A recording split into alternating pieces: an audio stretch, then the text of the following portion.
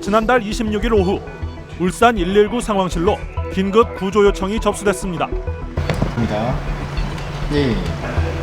선생님 일단 계신 곳은 어디시죠? 25개월 된 여자아이가 의식을 잃은 채 숨을 제대로 못 쉬고 있다는 겁니다. 중년 여성분께서 조금은 당하신 목소리로 아이가 이제 몸이 안 좋다고 신고를 하셨고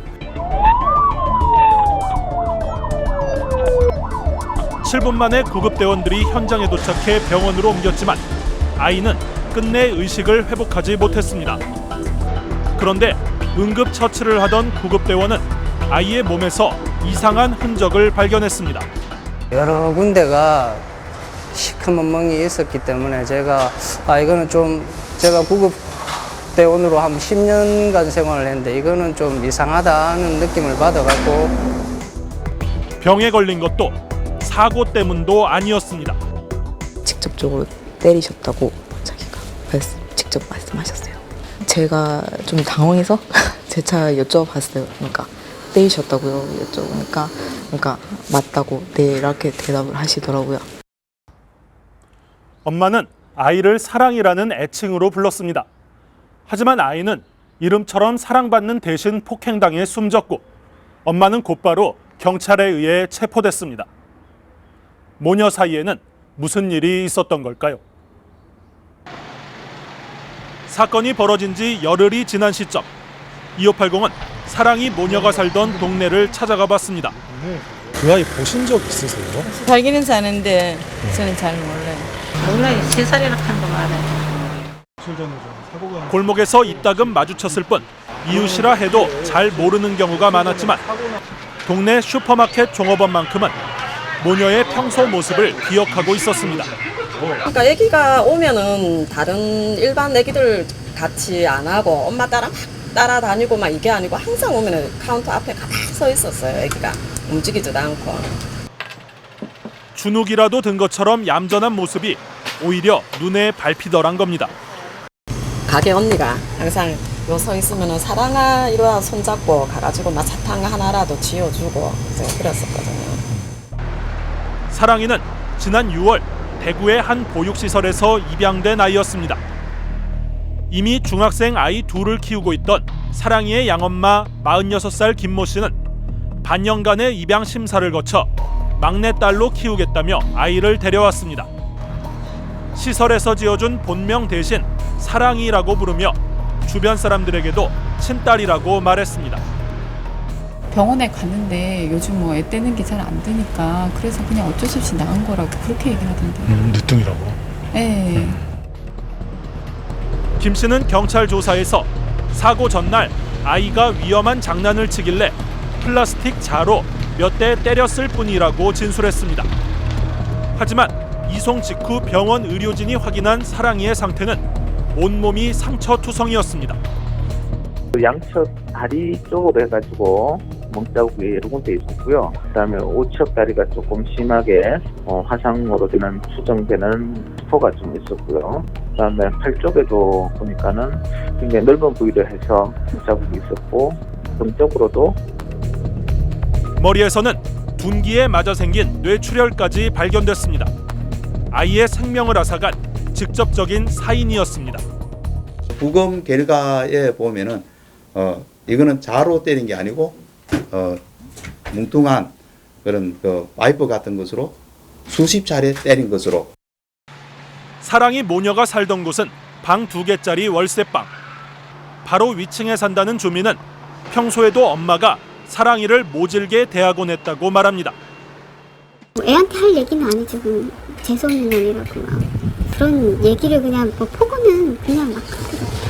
그리고 뭐 제가 앞에 있는데도 애한테 뭐라 하거나 끌고 와서 방에 넣어버리고. 사랑이는 숨지기 전까지 이곳에서 양모 김 씨에게 심한 학대를 당했습니다. 지난달 24일엔 김 씨의 친딸인 언니의 무용 발표회장에서 버릇없이 뛰어다녔다는 이유로 머리를 때리고 다음 날엔 옷걸이로 쓰던 금속 막대로 온몸을 수십 차례 구타했습니다. 아이가 아파하며 울자 찬물을 끼얹기도 하고 매운 고추를 물에 타 억지로 먹이는 등 고문에 가까운 행동까지 저질렀습니다. 경찰도 처음엔 학대치사, 다시 말해 죽일 의도까진 아니었을 걸로 추정했지만 이런 사실이 드러나면서 살인 혐의를 새로 적용했습니다. 구타를 해가지고 출혈이 엄청 많이 됐고 병원에 바로 데려가지 않고 시간을 자꾸 끌고 한 거로 봐서 충분히 애가 죽어도 상관없다라고 느껴질 정도의 그런 행위가 있었다고 봐집니다.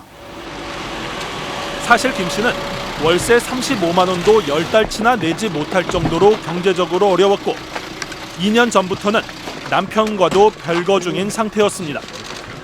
이 때문에 사랑이가 애꿎은 구박을 당하기도 했습니다. 애 밥 많이 먹는다고 뭐라 하고 어른만큼 밥 한 공기 먹는다고 애가 무슨 저만큼 먹냐고 과자도 얘가 하루에 한 봉지 이상 먹는데 이게 돈이 얼마냐. 사랑이가 들어오면서 세자녀 가정 지원을 받게 됐지만 생각보다 몇 푼 안 돼 실망이라는 말도 했다고 합니다. 세자녀면은 뭐 이렇게 전기세도 뭐 이렇게 감면해 준다는데 뭐 얼마 안 되더라. 뭐 6,000원인가 12,000원인가 그게 최고고 뭐 얼마 안 되더라. 김 씨는 비공개 입양으로 사랑이를 데려오고 주변에도 비밀로 했지만 입양 지원금만큼은 직접 구청을 찾아가 신청했습니다. 저는 양육수당도 이제 신청을 했었죠. 혹시 그 양육수당은 뭐 언제부터 신청해서 받아가셨는지 뭐 이런 거는 혹시 알죠? 이분이 어차피 뭐랄까 6월 달에 입양을 했으니까 네. 6월 달부터 지원을 했죠. 입양하자마자? 예. 취재진이 사랑이의 집 주변을 돌아본 시간은 반나절 남짓. 하지만 애초에 아이를 입양하기에 적합한 가정은 아니었을 거란 정황은 얼마든지 찾아볼 수 있었습니다. 하지만 사랑이가 숨지기 전까지 이 사실을 눈여겨본 사람은 아무도 없었습니다. 갓난아기가 심하게 맞아 혼수 상태에 빠졌는데 얼마 전에 입양됐던 12개월 여자 아기가 입양아동 학대 사건이 일어날 때마다 법적인 제도와 규정은 점점 강화됐습니다. 현행법상 아이를 입양하기 위해선 복잡한 절차가 필요합니다. 먼저 입양 희망자가 신청서를 제출하면 입양 기관과 법원이 차례로 심사를 거쳐 허가 여부를 결정하고 입양한 뒤에도 사후 관찰을 받도록 법으로 정해져 있습니다. 10가지 넘는 각종 서류 심사에다 불시 점검을 포함한 방문조사 규정도 있지만 전부 무용지물이었습니다. 양모 김 씨가 낸 서류는 위조된 것이었고 실태를 확인해야 할 방문조사도 한 차례 형식적으로만 이루어졌기 때문입니다. 속이려고 드는 사람을 완전히 밝혀낼 방법은 없다라고 생각되는데 실감도 없고 전문성도 없고 이러다 보니까 그런 부분들이 밝혀지지 않은 것 같습니다. 빚에 쪼들리던 김 씨는 겉보기엔 남부럽지 않은 생활을 하는 것처럼 행동했습니다. 승용차엔 골프 가방을 넣어 다녔고 입양 기간 사람들을 만나서도 여유 있고 화목한 가정인 것처럼 꾸몄습니다. 이렇게까지 해가며 무리해서 아이를 입양한 이유는 무엇이었을까? 전문가들은 입양의 동기가 순수하지 않았을 것으로 추정합니다. 그 주변 사람들에 대해서 불평불만을 털어놓은 그 부분으로 우리가 충분히 추정할 수 있다는 거죠. 입양의 목적 자체가 사실 금전적인 이윤을 취하기 위해서 입양을 했을 가능성이 굉장히 농후하다는 거예요. 정부와 지자체는 입양 가정에 대해 매달 수십만 원을 지원하고 있습니다. 하지만 대부분은 아이에 대한 의료비 등의 혜택으로 현금 지원은 월 15만 원 정도로 생각보다 많지 않습니다.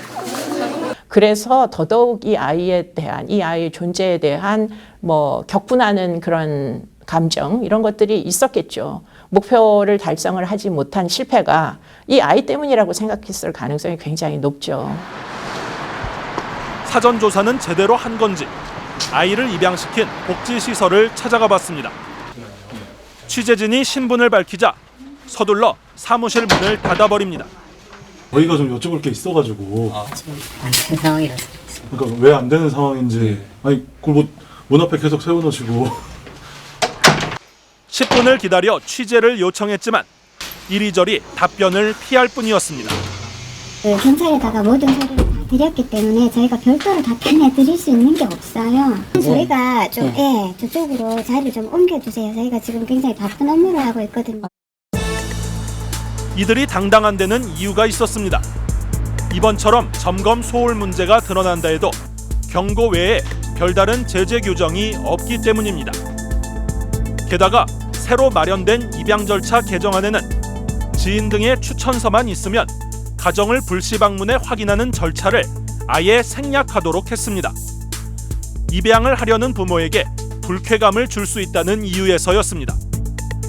하지만 대부분의 입양이 비공개로 이뤄지는 현실에서 서류만 들여다보는 심사는 한계가 있다고 전문가들은 말합니다. 아이의 편에 서야 된다고 생각하고요.